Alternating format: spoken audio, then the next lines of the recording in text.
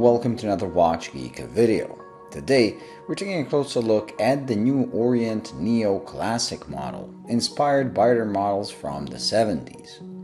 This toneau-shaped watch is not a recreation of their old model, but rather a hybrid of a couple of models.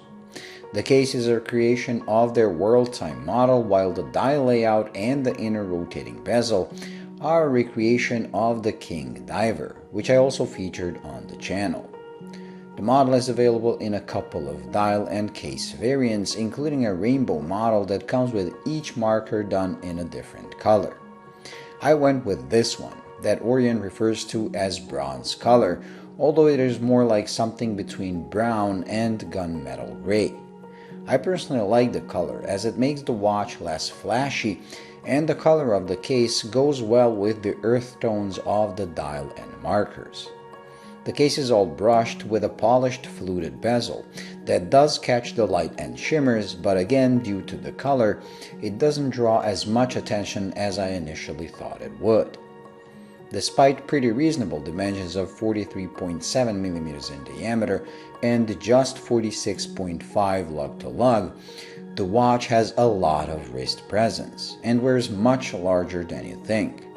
The short lug-to-lug means it will not overhang your wrist no matter how small it is, but it does give the appearance of a massive watch, at least on my 6.5-inch one. The thickness, on the other hand, does the opposite. The numbers show 14mm, which is pretty thick, but on wrist it wears like a 12mm watch, probably due to the shape, where part of the thickness comes from the caseback that kinda nestles into your wrist, and part comes from the domed mineral crystal, while the actual watch body is much thinner. The dial is a pure 70s style recreation with blocky large markers that feature colored center part and very 70s looking minute track. The inner rotating bezel matches the style, and the only thing that looks slightly modern are the hands, which are a work of art. Featuring a bevel down the center, it divides the two sides, with one featuring a blasted finish and the other highly polished one. That means they're very legible, as each side catches a different angle of light, with one side always being visible. The lume is also okay, and on the hands, generously applied, while the hour markers unfortunately feature only loomed dots, which does look more 70s, but also affects legibility.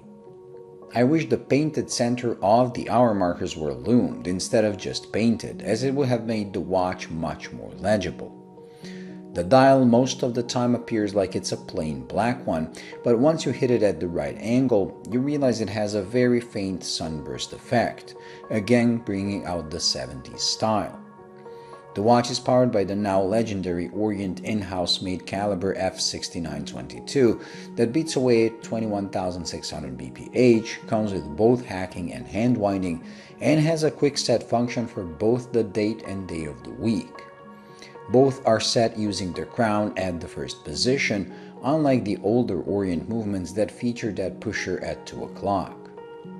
The upper crown is used for operating the movement, including winding it, while the lower one, that also has slightly more aggressive teeth, is used for the inner rotating bezel. None of them are screw-in crowns, but despite that, the watch offers 200 meters of water resistance, which is impressive. The bezel does have a decent amount of resistance, but also has some play when you're turning it. It is decent, as I've seen much worse inner bezels, but also know it could be better, like the Beaufort I reviewed.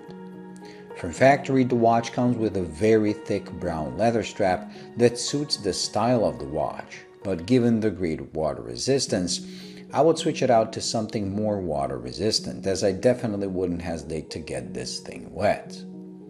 The retail price for this piece of 70s style is $450, which, on one hand, considering you get a completely in-house made watch from a brand that has been on the market for decades, is a great deal. But on the other, given the mineral crystal and the sloppy bezel action, it seems like a lot, which just shows how much micro brands have spoiled us. Thank you for watching. I hope you enjoyed and found it useful.